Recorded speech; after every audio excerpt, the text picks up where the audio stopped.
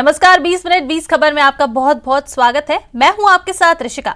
अगले 20 मिनट में हम आपको राजस्थान की 20 अहम खबरों से रूबरू कराने वाले हैं। तो शुरू करते हैं 20 मिनट में 20 खबरों का सिलसिला। सोशल मीडिया प्लेटफॉर्म इन दिनों गैंगस्टर और उनके गुर्गों का पावर हाउस बन गया है, जहां गैंगस्टर अपनी गैंग के बदमाशों के साथ हथियारों के साथ शक्ति प्रदर्शन करते हैं, एक दूसरे को धमकाते हैं, वर्चस्व की लड़ाई में दूसरे गैंग की बदमाशों की हत्या, हमले की वीडियो बनाकर शेयर करते हैं। इसलिए इन गैंगस्टर्स के अब सोशल मीडिया अकाउंट अब पुलिस के लिए सिरदर्द बनने लगे हैं। पुलिस लगातार निगरानी कर गैंग्स की गतिविधियों पर नजर तो रखती है, लेकिन इनको बंद करवाने में नाकाम रहती है। राजस्थान की बात करें तो प्रदेश की कई अंचलों में 100 से ज्यादा कुख्यात गैंग सक्रिय हैं। वहीं जयपुर में 21 गैंग सक्रिय हैं। इनमें करीब 200 से ज्यादा बदमाश हैं। ये लोग ज्यादातर अब सोशल मीडिया अकाउंट्स के जरिए गैंग ऑपरेट करते हैं। इस कार्रवाई का पीछे की जो मकसद रहा, वो मकसद भी यही था कि उसकी जो सामाजिक प्रतिष्ठा, अपराधी की जो सामाजिक प्रतिष्ठा, उस पे आघात करना, उसको ठेस पहुंचाना, ताकि युवा वर्ग, न्यूट्रल व्यक्ति, यूथ, विशेषकर बेरोजगार, इनके पीछे इनका फॉलोअर ना बने, ऐसी कोशिश के तहत ही ये कार्रवाई की गई। 2 दूनी 4 और 4 दूनी 8 के फेर में पड़ना कितना खतरनाक हो सकता है, ये सीताराम से बेहतर कौन जान सकता है। और बात सिर्फ सीताराम तक सीमित नहीं, बैंक ब्याज से कई गुना ज्यादा रिटर्न के चक्कर में कोटा के सैकड़ों लोग एक चिट फंड कंपनी में निवेश कर ठगी का शिकार हो गए। इस पूरे मामले की जांच अब SIT कर रही है। इस मामले में अब तक 35 केस दर्ज हो चुके हैं, लेकिन अभी तक फरियादियों को इंसाफ नहीं मिल पाया। हालांकि इस केस में आरोपियों की मदद करने वाले गुमानपुरा थाने के SHO और एक SI को सस्पेंड कर दिया गया है। बता दें कि अपेक्षा इन्वेस्टमेंट और अपेक्षा इंफ्रा नाम की कंपनियों ने करीब 2500 निवेशकों से 200 करोड़ से अधिक की ठगी की और अब फरार है। 2012 में गठित इस कंपनी ने 1 लाख के निवेश पर साल के 30,000 का गारंटेड रिटर्न का सपना दिखाया था, लेकिन रिटर्न तो दूर, अब मूल के लिए भी निवेशक दर दर भटक रहे हैं। सर मेरा परिचित था होम सैनी तालेड़ा वाला, हमारी इलेक्ट्रॉनिक्स की शॉप है शॉपिंग सेंटर में, तो वो हमारे से सामान लेने आता था। तो इसने कंपनी के बारे में बताया मुझे 2015 या 16 में कि हमारी कंपनी है और हम लोग इन्वेस्ट करके पैसा आपको डबल देते हैं 3 साल में। एक तरफ भारत और पाकिस्तान के संबंधों में मिठास लाने की बात कही जाती है, जबकि दूसरी ओर पाकिस्तान भारत में जासूसी करने से बाज नहीं आ रहा। बाड़मेर में शुक्रवार को ऐसा ही हुआ। जानकारी के अनुसार भारत पाक बॉर्डर स्थित गोहड़ का तला गाँव में शुक्रवार सुबह अचानक एक पाँव में पीले रंग का टैग और कैमरा लगा हुआ साइबेरियन पक्षी दिखाई दिया, जिसके बाद ग्रामीणों ने पक्षी को पकड़कर बांध दिया और उसे दाना पानी दिया। उसके बाद गाँव वालों ने पुलिस, सीमा सुरक्षा बल और सुरक्षा एजेंसियों को इसकी सूचना दी।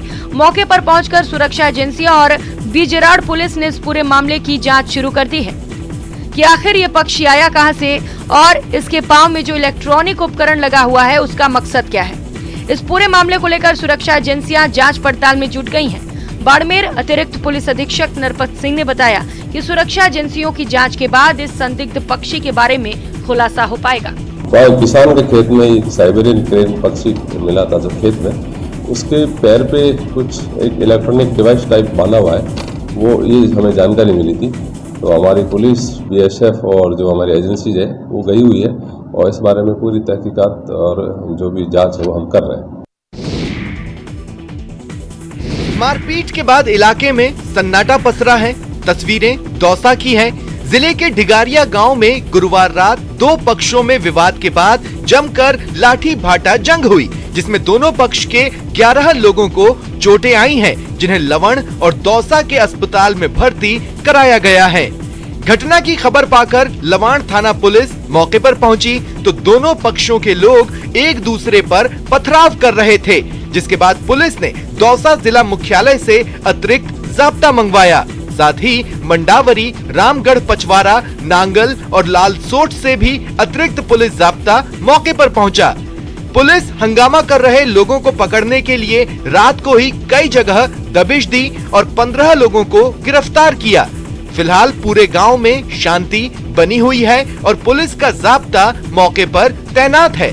बताया जाता है कि किसी महिला से छेड़छाड़ के बाद दोनों पक्षों के बीच विवाद शुरू हुआ था। वारदात से पैसे कमाने का सपना बनकर ही रह गया। चंद घंटों के बाद पुलिस ने 3 आरोपियों को दबोच लिया, जबकि चौथा कानून से भागता फिर रहा है। तस्वीरें चूरू की है। सादुलपुर में पुलिस ने लूट के कुछ घंटों बाद ही 3 लुटेरों को धर दबोचा और वनस्पति घी से भरे लूटे ट्रक को बरामद कर लिया। घटना सादुलपुर हिसार हाईवे की है। एएसपी अशोक बुटालिया ने बताया कि पुलिस को ट्रक लूटने की योजना की खबर मिली थी, जिसके बाद पुलिस लुटाना गांव पहुंची तो वहां ट्रक का ड्राइवर घायल हालत में मिला। पुलिस ने उसे अस्पताल में भर्ती कराया और पूरे इलाके की नाकेबंदी कर डाली। इस बीच लुटाना के बस स्टैंड पर पुलिस पहुंची तो ट्रक और लुटेरों की कार दिखाई दी। कार के बाहर ही चारों लोग खड़े थे जो पुलिस को देखकर भागने लगे, लेकिन पुलिस ने पीछा कर 3 लुटेरों को दबोच लिया। हालांकि एक आरोपी भागने में कामयाब रहा। पुलिस ने लुटेरों से 1 लोडेड पिस्टल, जिंदा कारतूस और तलवारें जब्त की है। तीनों लुटेरे पंजाब के रहने वाले हैं। सवाई माधोपुर स्थित रणथंभौर बाघों की अटखेलियों को लेकर देश ही नहीं बल्कि विदेशों में भी अपनी एक खास पहचान बना चुका है। सरकार के प्रयास और वन विभाग की अथक मेहनत के चलते रणथंभौर में लगातार बाघों की संख्या में वृद्धि हो रही है। लेकिन अब रणथंभौर में लगातार बढ़ती बाघों की संख्या वन अधिकारियों के लिए भी चिंता का सबब बनती जा रही है।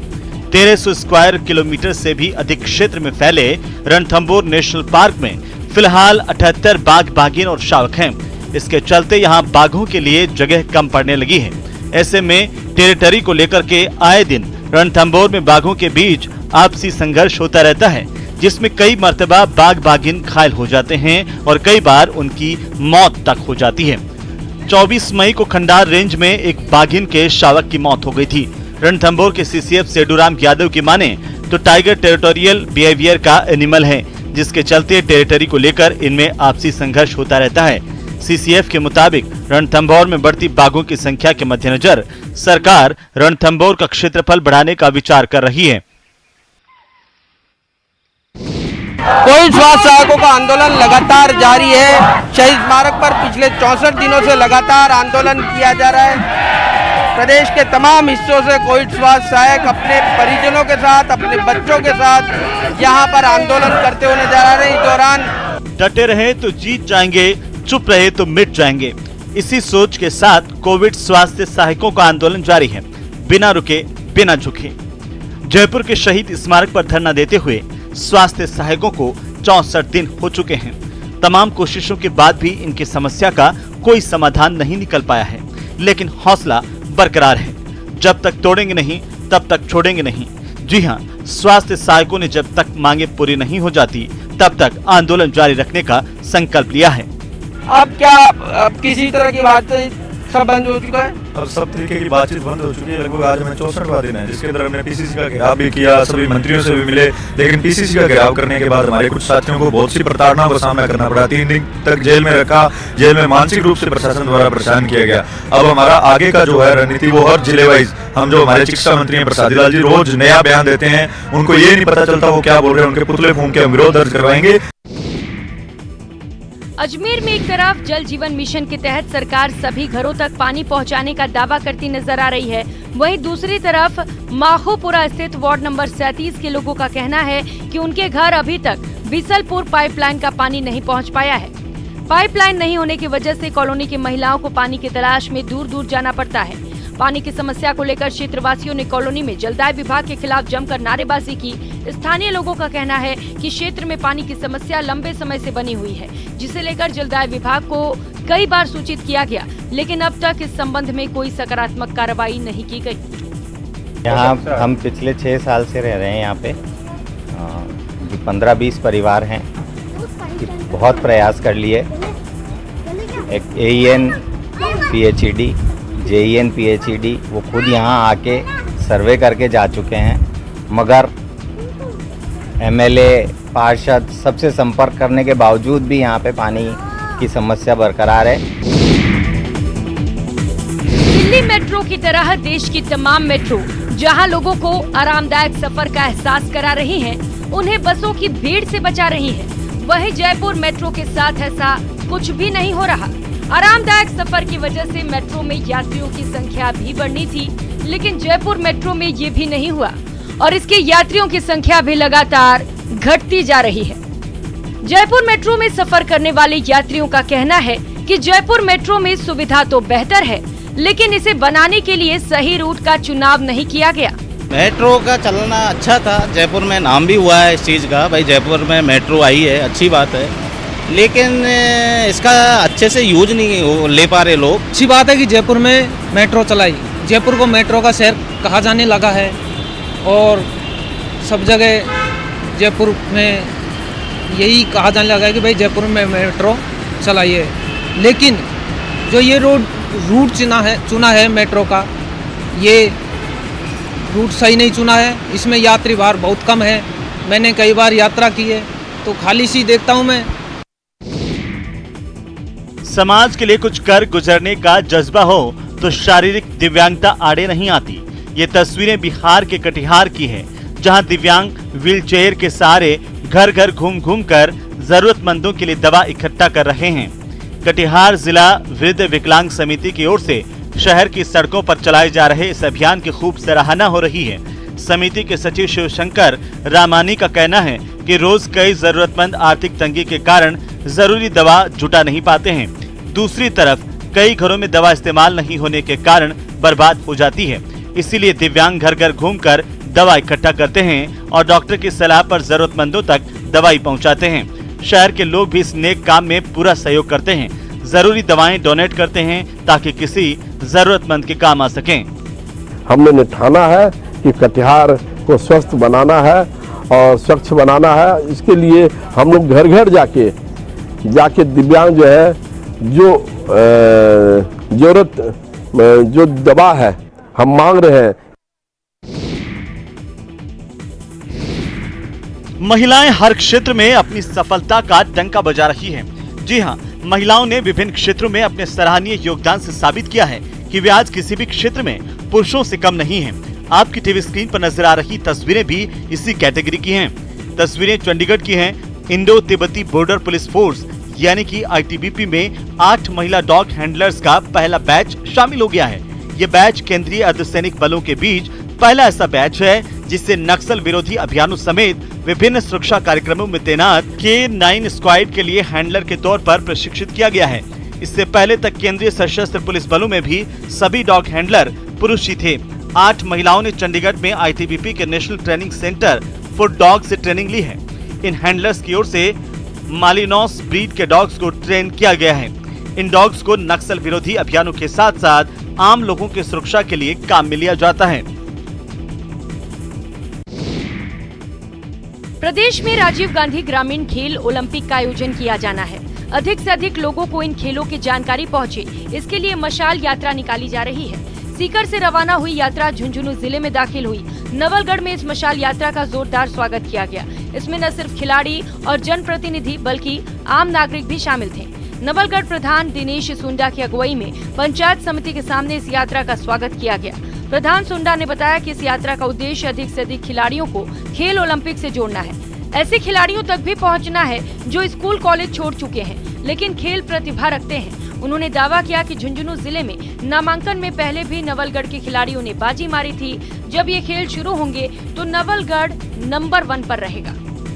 जन जागरण के तहत ज्यादातर ग्रामीण क्षेत्रों में ये पूरे राजस्थान भर में मशाल जाएगा और लोगों को ज्यादा से ज्यादा जागरूक करेगा और अपने अपने क्षेत्र में, ग्रामीण क्षेत्र में जो भी खेल प्रतियोगिताएं हैं, ये 6 खेलों का आयोजन किया जा रहा है। इसमें इन प्रतिभाओं को उभारना, पहले ये ग्रामीण लेवल पे एक मैच होंगे, फिर ये ब्लॉक लेवल पे होंगे, फिर जिला स्तर पे होंगे। मौत को मान, जिंदगी की जीत। तस्वीरें बाड़मेर की हैं, जहां एक कामगार 12 घंटे तक मौत से जूझने के बाद आखिरकार उसे गच्चा देने में कामयाब हो गया। गुरुवार को कुएं पर काम करते समय युवक अचानक मिट्टी में दब गया। वो 150 फीट गहरे कुएं में दब गया था। प्रशासनिक अधिकारियों और रेस्क्यू टीम ने उस युवक को निकालने के लिए रेस्क्यू ऑपरेशन शुरू किया। करीब 12 घंटे बाद करीब 12:30 बजे आदमी को जिंदा निकाल लिया गया। इसके बाद उसे जिला अस्पताल रेफर किया गया, जहां उसकी हालत ठीक बताई जा रही है। हादसा बाड़मेर जिले के खूमे की बेरी गांव का है। यहाँ पूर्व उप सरपंच महेशाराम के घर पर 5 साल से बंद कुएं की खुदाई का काम चल रहा था। 4 दिन से कुएं की गहराई बढ़ाने का काम चल रहा था। मजदूरों ने 3 फर्मे बांधे थे, लेकिन जब खुदाई शुरू की गई तो तीनों फर्मे ढह गए। तभी आदम खां कुएं के अंदर ही दब गया, जबकि बाकी दोनों मजदूर कुएं के बाहर होने से बच गए थे। सर पर दौड़ती साइकिल पर सवार ये हैं बाड़मेर के नरपत सिंह। बरसों से साइकिल को अपना साथी बना चुके नरपत सिंह पर्यावरण के प्रति लोगों को जागरूक करने के लिए विश्व की सबसे लंबी साइकिल यात्रा पूरी कर चुके हैं। युवा नरपत सिंह ने अपनी साइकिल यात्रा 27 जनवरी 2019 को शुरू की थी, जो 20 राज्यों, 6 केंद्र शासित प्रदेशों में 30,120 किलोमीटर का सफर तय कर 20 अप्रैल 2022 को जयपुर में पूरी हुई। नरपत सिंह को इस कीर्तिमान के बाद उनके जुनून और जज्बे की हर तरफ तारीफ हो रही है। बाड़मेर के छोटे से गांव लंगेरा के रहने वाले नरपत सिंह ने 27 जनवरी 2019 को विश्व की सबसे लंबी साइकिल यात्रा की। नरपत सिंह 20 राज्यों, 6 केंद्र शासित राज्यों से गुजरते हुए 20 अप्रैल को 2022 को अमर जवान ज्योति जयपुर पहुंचे, जहां उनकी यात्रा का समापन किया गया। 37 साल के नरपत सिंह ने साइकिल से यात्रा कर एक खास तरह का ग्रीन एनवायरनमेंट के लिए साइकिलिंग का विश्व रिकॉर्ड बनाने का मिशन पूरा किया है। नरपत सिंह के मुताबिक उनकी इस अनूठी यात्रा का मकसद पर्यावरण के प्रति लोगों को जागरूक करना था। वे इस यात्रा के जरिए लोगों को पर्यावरण की अहमियत बताना चाहते थे। नरपत सिंह ने अपनी यात्रा के दौरान करीब 94,100 पौधे भी लगाए हैं।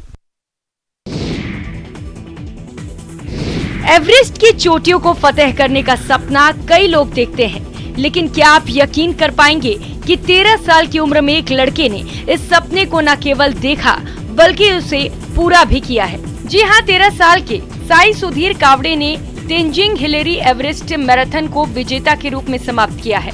ये मैराथन 29 मई को समाप्त हुई थी। पुणे के रहने वाले साई सुधीर ने 28 मई को नेपाल के काला पत्थर पर चढ़ाई की, जो 5,644.5 मीटर की ऊंचाई पर है। रिपोर्ट्स के मुताबिक साई सुधीर 27 मई को 5,364 मीटर की ऊंचाई पर एवरेस्ट कैंप पहुंचे थे। यहां से उन्होंने काला पत्थर की चढ़ाई शुरू की। 28 तारीख को उन्होंने इसे फतेह कर लिया और वहां पर तिरंगा फहराया। साई सुधीर इस मैराथन को फतेह करने वाले सबसे कम उम्र के पर्वतारोही बन गए हैं। आपको बता दें, इस मैराथन में 45 देशों के पर्वतारोहियों ने हिस्सा लिया था। राजस्थान में दानदाताओं की कोई कमी नहीं है। हर व्यक्ति किसी न किसी प्रकार का दान करता नजर आता है। रक्तदान, नेत्रदान, अंगदान समेत लोग कई तरह के दान करते हैं। ऐसे में सिरोही के शिवगंज नगर पालिका की पार्षद हिरल कुमारी ने कैंसर पीड़ितों के लिए अपने बाल दान किए हैं। उन्होंने अपने जन्मदिन पर तमिलनाडु के एक एनजीओ को कैंसर पीड़ित रोगियों के विग बनाने के लिए अपने बाल दान किए। पार्षद हिरल कुमारी ने बताया कि ज्यादातर महिलाएं स्टाइल या धार्मिक उद्देश्यों के लिए अपने बाल कटवाती हैं, लेकिन उन्होंने कैंसर के प्रति जागरूकता पैदा करने के लिए अपने बाल दान किए। कुमारी पार्षद 30 मई को मेरा जन्मदिन था। उस दिन मैंने अपना हेयर डोनेशन किया है तमिलनाडु के एक एनजीओ में, जिसकी कुछ गाइडलाइंस होती है। उस गाइडलाइन को फॉलो करते हुए मैंने अपना हेयर कटिंग करवा के वाया पोस्ट एनजीओ को सेंड कर दिया है। अब गांव की तर्ज पर शहरों में भी मनरेगा के काम शुरू किए जाएंगे। गांव में जिस तरह महात्मा गांधी नरेगा योजना के तहत कार्य कराए जाते हैं, उसी तरह इंदिरा गांधी शहरी रोजगार योजना के तहत कार्य होंगे। आपको बता दें, दौसा जिले की सभी नगर निकायों में भी शहरी नरेगा के लिए कार्य योजना तैयार कर ली गई है। दौसा शहर में करीब 6 करोड़ रुपए की लागत के 65 कार्य इस वित्तीय वर्ष में करवाए जाएंगे। वहीं 12 जून से इंदिरा गांधी शहरी रोजगार योजना के तहत कार्य शुरू होने की संभावना है। इस योजना के तहत शहरी क्षेत्र में रहने वाले प्रत्येक परिवार को अधिकतम 100 दिन का रोजगार देने की योजना है। शहरी नरेगा योजना के तहत बड़े नालों की सफाई, जल संरक्षण, पर्यावरण संरक्षण आदि से जुड़े कार्य कराए जा सकेंगे।